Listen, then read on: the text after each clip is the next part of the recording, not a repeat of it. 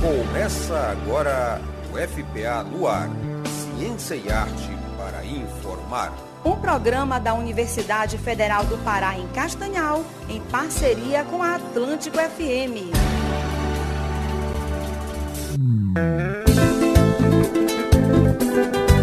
Boníssima tarde, ouvintes da Atlântico FM 105.1 do programa UFPA no ar. Ciência e arte para informar. Aqui quem fala é o professor José Guilherme Fernandes e muito satisfeito pelo retorno, que passei uns dias ausente, né? Os nossos companheiros, a companheira e o companheiro de bancada, a Paula e o Rodrigo, levaram à frente com muita competência, mas estamos de volta para estarmos um pouquinho mais perto de vocês e com um formato um pouco diferente nesse nosso retorno, né? A equipe vai ofertar um programa um pouco diferenciado, mas sempre com a mesma qualidade para vocês. Porque, diretamente da Ilharga da Praça do Estrela, chegamos até vocês com informação científica e cultural de primeira. Certo, Rodrigo? Certo, professor. Boa tarde para Paula, para o Samuca, boa tarde para todos os nossos ouvintes.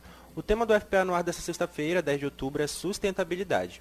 No nosso primeiro bloco, vamos revisitar a origem do conceito no cenário internacional e refletir sobre os desafios vividos na Amazônia diante das queimadas, do desmatamento, da crise hídrica e da má gestão de resíduos. No segundo bloco, vamos conversar com o professor Valério Gomes, que vai nos ajudar a compreender o que significa falar em sustentabilidade hoje, os riscos ambientais que ameaçam a Amazônia e as alternativas possíveis para conciliar produção, preservação e participação social. E, claro, também vamos falar das expectativas para a COP30 em Belém, né? Um evento histórico para a nossa região. E no nosso último bloco, você confere a nossa agenda com eventos e oportunidades. Aproveite, acesse o Instagram, @FPA no ar e responda a nossa enquete nos stories. Fique com a gente que o programa de hoje está imperdível.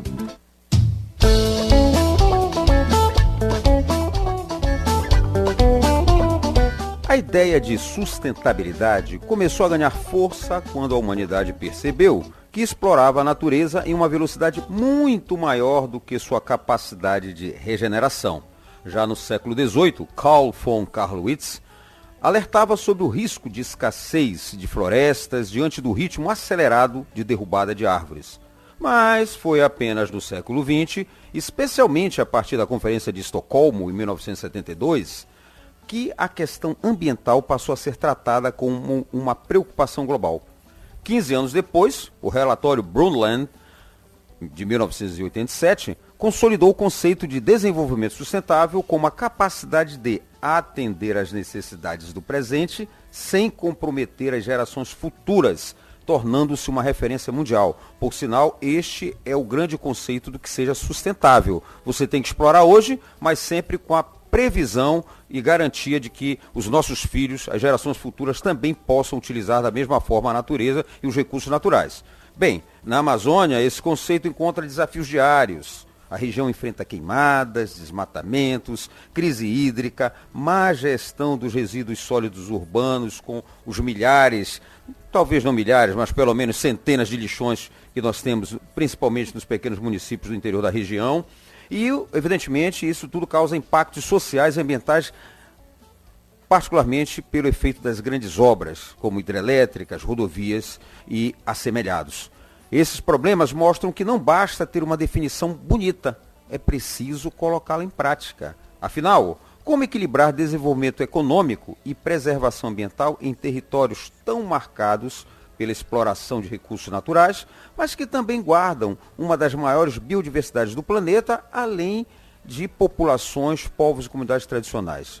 Bom, segundo o relatório Estatísticas do Meio Ambiente e Mudanças Climáticas, publicado pelo IBGE, Instituto Brasileiro de Geografia e Estatística, em 2024, o Brasil ainda enfrenta sérios desafios na gestão ambiental.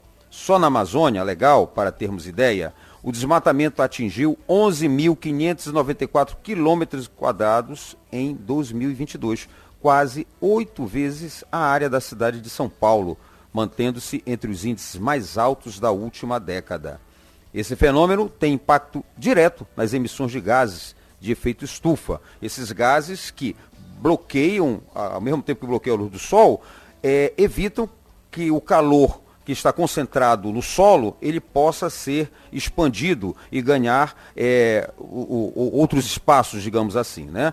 Então, em 2021, o país lançou na atmosfera 2,3 bilhões de toneladas de gás carbônico, sendo que quase metade, 49%, dessas emissões veio justamente do desmatamento e das mudanças no uso da terra.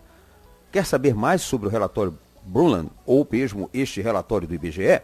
Digite Estatísticas do Meio Ambiente e Mudanças Climáticas IBGE e clique na segunda opção da busca. Mas, Rodrigo, quais outros dados nós podemos destacar em vista desse cenário? Professor, apesar dos desafios, a sociedade brasileira demonstra crescente consciência sobre o tema. Pesquisa realizada pela CNN Brasil em maio de 2025 revelou que 87% dos brasileiros desejam adotar escolhas mais sustentáveis, embora apenas 35% já estejam mudando efetivamente seus hábitos. Esse contraste mostra como a sustentabilidade depende não só da vontade individual, mas também de políticas públicas e incentivos coletivos. Nesse sentido, a Agenda de 2030 da ONU e os Objetivos de Desenvolvimento Sustentável, os ODS, seguem como referenciais centrais, em especial o ODS 11, relacionado às cidades sustentáveis, e o ODS 12, relacionado ao consumo e produção responsáveis, que desafiam o Brasil a alinhar práticas ambientais e sociais com um modelo de desenvolvimento mais justo e inclusivo. A sustentabilidade é compreendida como um conceito que se apoia em 3 pilares interdependentes: o ambiental, voltado à preservação dos ecossistemas e ao uso racional dos recursos; o social, que considera a justiça, a inclusão e as condições dignas de vida e trabalho; e o econômico, que busca conciliar crescimento produtivo com responsabilidade coletiva.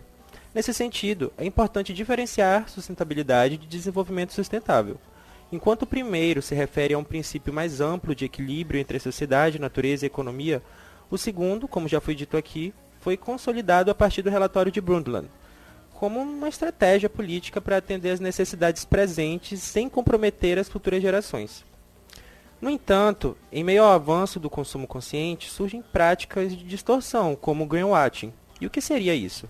O greenwashing é um modelo em que empresas se apropriam do discurso ecológico para vender produtos ou serviços sem comprovar impactos reais, configurando publicidade enganosa e violando o direito à informação.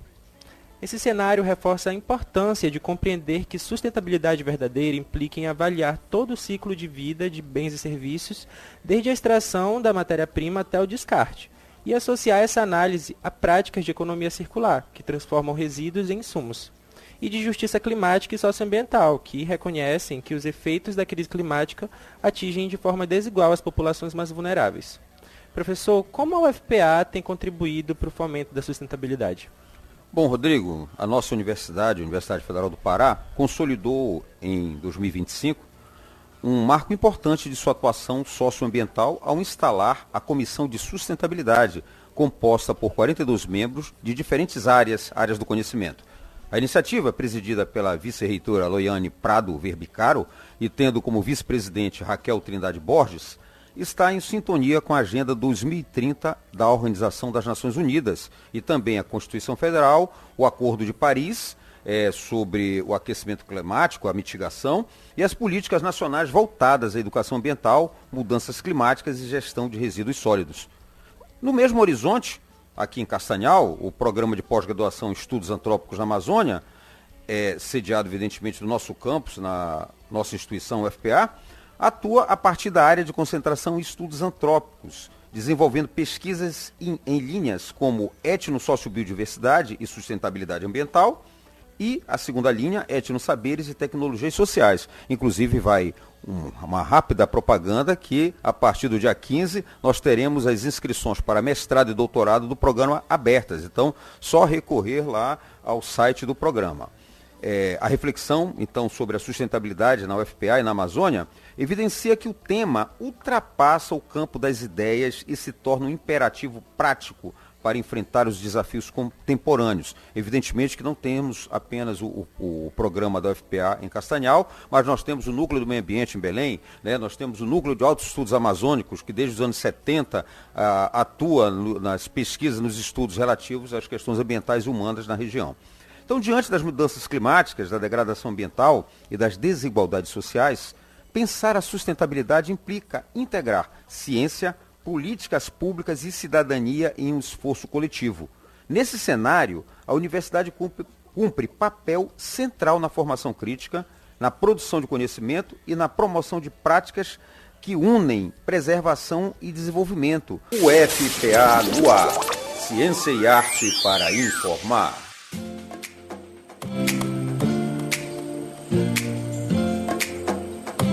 Chegamos ao segundo bloco do programa, onde vamos conversar com o professor Carlos Valério Aguiar Gomes, do Instituto Amazônico de Agriculturas Familiares, INEAF, da Universidade Federal do Pará, campus Belém. Ele é bacharel em Geografia pela Universidade Federal do Acre, PhD também em Geografia pela Universidade da Flórida e mestre em Conservação e Desenvolvimento Tropical pela mesma instituição. O professor Carlos Valério tem ampla experiência na interface entre meio ambiente e desenvolvimento, atuando em temas como governança ambiental, cadeias de valor da sociobiodiversidade, políticas públicas e mudanças climáticas. Atualmente coordena o curso de especialização em gestão em sistemas agroextrativistas para territórios de uso comum na Amazônia e também é co-líder acadêmico do programa Fulbright Amazônia, que reúne pesquisadores de toda a Panamazônia.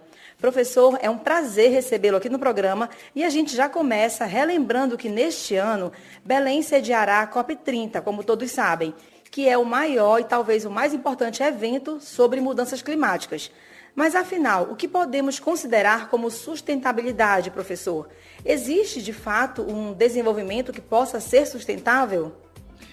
Bem, primeiramente eu gostaria de parabenizá-los pela iniciativa e agradecer pelo convite de poder fazer uma discussão sobre essas questões, né? De fato, Belém se torna, né, com a chegada da COP30, o centro mundial das discussões sobre clima, né? E isso nos remete a importantes conceitos que norteiam esse debate, e principalmente sobre a atuação humana no planeta, de que forma nós estamos tratando a nossa casa, né? Isso nos coloca um conceito central, que é o conceito de sustentabilidade, conceito de desenvolvimento sustentável. Mas o que é isso de fato, né? Não é um conceito novo, e de fato esse conceito nasce nas discussões da segunda Conferência das Nações Unidas sobre Meio Ambiente e Desenvolvimento no Rio de Janeiro, em 1992, o que ficou conhecida como ECO 92, e ali se pactua e se gera documentos importantes, declarações sobre compromissos dos líderes globais sobre processos de desenvolvimento. Um desse documento, né, muito importante, é a Agenda 21, e também ali nasce as primeiras discussões sobre mudanças climáticas e biodiversidades, que de fato vai posteriormente gerar as COPs, né? As COPs do clima, COP da biodiversidade. Esse evento basicamente reúne líderes mundiais compromissados em discutir o processo de desenvolvimento econômico atrelado à proteção dos ecossistemas. Naquele momento já tinha-se uma ideia de que o nosso processo de desenvolvimento era predatório, que de fato foi a primeira reunião em Estocolmo em 1972. 20 anos depois, o mundo se reúne no Rio de Janeiro para discutir um pouco quem fez o trabalho de casa, né? Então, sustentabilidade é um conceito que se refere à capacidade de suprir as necessidades do presente sem comprometer a capacidade das gerações futuras de terem as suas necessidades supridas, né? Em outras palavras, trata-se de promover um desenvolvimento econômico e social de forma equilibrada com a preservação ambiental, né? Esse princípio se norteia em 3 pilares, vamos chamar assim: o ambiental, né, que trata do uso responsáveis e a preservação do recurso natural. o social, a promoção de equidade e justiça social em processos de desenvolvimento, promovendo a qualidade de vida, né? E o econômico, que é promover processos de crescimento econômico que seja viável a longo prazo, sem explorar excessivamente recursos naturais, né? Ou seja, evitar processos de desenvolvimento predatório que leve à extinção de espécies, né? Mas de fato a gente consegue perceber isso um pouco do que a pergunta coloca, né? Olha, a Castanhal, eu acho que é um belo exemplo, né? O próprio nome da cidade de Castanhal nos remete a um processo de desenvolvimento local, o que no caso seria os castanhais nativos, que eram bastante abundantes na região até o início, metade do século XX. Mas o que ficou desses castanhais, né? Com o processo de desenvolvimento que ocorreu na região? Bem, basicamente ficou o nome Castanhal. E essas áreas onde os castanhais existiam deram lugar a outros usos da terra, especialmente a pastagens, né? Então, esse próprio exemplo eu acho que nos consegue nos remeter a esses pilares, o econômico, social e ambiental.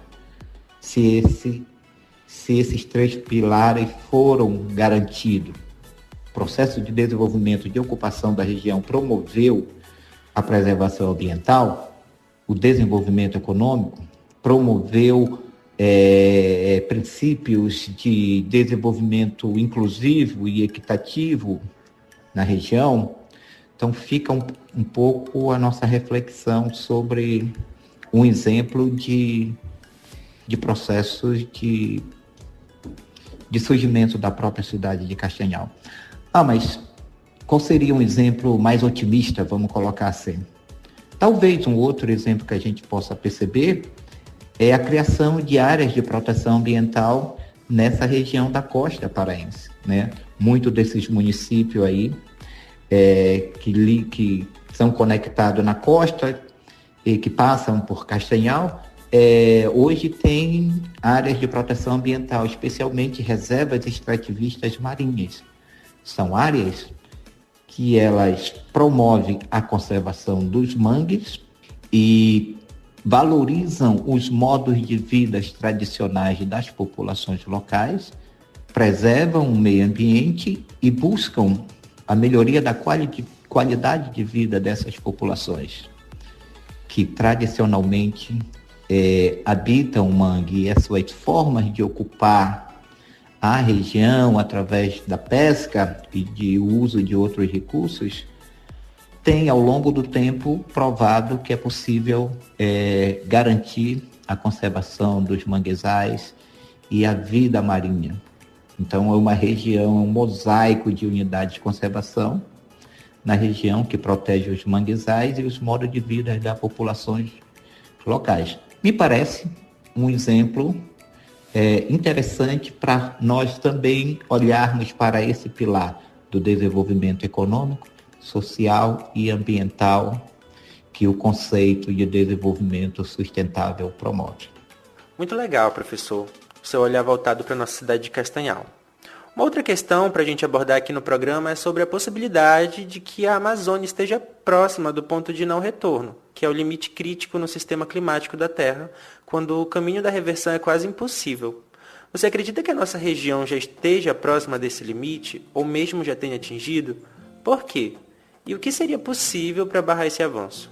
Bem, essa segunda pergunta nos remete às questões mais biofísicas, né, das mudanças climáticas. Eu acho que, e aí, quais as transformações que estão acontecendo, quais os limites que estão colocados e que seria possível barrar esses avanços. Eu acho que algum ouvinte, em algum momento da sua vida, tomou um banho em um igarapé que talvez não exista mais na região de Castanhal ou do Nordeste paraense. É muito provável que alguém que esteja nos ouvindo concorde com isso.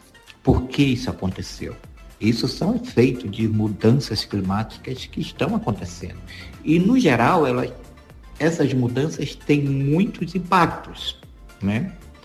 Elas promovem, por exemplo, problemas de saúde, né? A perda de biodiversidade, a degradação da terra, a escassez de água potável, as queimadas descontroladas e a própria insegurança alimentar, quando um produtor não sabe mais quando vai chover ou perdeu a época da chuva para plantar a maniva ou outra cultura. Não temos tempos de entrar nessa importância da biodiversidade, a própria importância hidrológica da região, mas eu acho que a questão fundamental é como que a região ganha importância nesse balanço do ciclo global do clima, né? A Amazônia é um dos maiores processadores de vapor d'água. Ela controla o seu próprio clima. Até 50% da precipitação que cai na bacia amazônica é reciclada regionalmente. Ou seja, a Amazônia é uma importante fonte de água e umidade para ecossistemas além da própria bacia, através da exportação de vapor d'água, promovida, por exemplo, pelo Rios Voadores, que a gente conhece, um debate muito interessante. Então, transformar a floresta tem impactos locais, mas também tem impactos mundiais. Eu acho que ano passado assistimos nos jornais cinzas de queimadas da Amazônia em São Paulo, em plena capital, final de tarde, basicamente caindo cinza na cidade. De onde veio aquela cinza? Veio da floresta amazônica através de processos cíclicos acontecendo, né? Eu acho que também é importante a gente pensar nessa questão climática sobre a importância das árvores. Volto também aos nossos ouvintes, que já experimentou uma caminhada ali no sol quente e de repente passa por uma região onde tem floresta, você sente de imediato esse conforto térmico.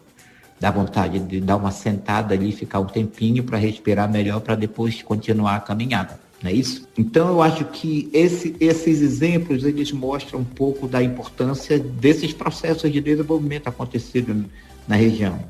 A Amazônia representa a absorção por fotossíntese de cerca de 20 bilhões de toneladas de carbono por ano. Isso são estudos, esses dados são estudos do painel científico da Amazônia. Por exemplo, estima-se que a região armazena em torno de 150 a 200 bilhões de toneladas de carbono em seus solos e vegetação. Aí entra nessa discussão de carbono, o que é isso, né? Sabe-se também que a Amazônia é equivalente, o carbono acumulado na Amazônia é equivalente a 10 anos de emissões de combustíveis fósseis no globo. Ou seja, então a Amazônia ganha muito essa importância nesse debate de mudanças climáticas dentro da temática de carbono. Mas quais são, de fato, esses fatores que ameaçam, né, para que em algum momento, de repente, a gente chegue ao que os cientistas chamam de tipping point? Chega um momento de que as mudanças aconteceram e não é possível retorná-la, né? É o que é chamado o ponto de não retorno, né?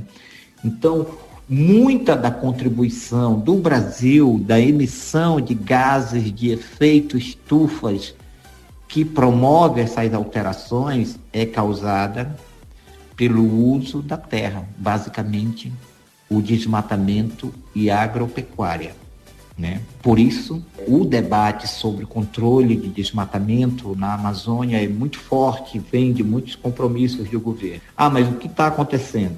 Alguns estudos mostram que a Amazônia está cerca de 1,2 graus mais quente em comparação com a década de 60. É uma das regiões em maior risco, com mais de 90% das espécies expostas a temperaturas sem precedentes. Ou seja, as capacidades de resiliência de muitas espécies estão em xeque nesse momento. Podemos ver, por exemplo, com algumas da agricultura familiares na região. A própria saizais, né,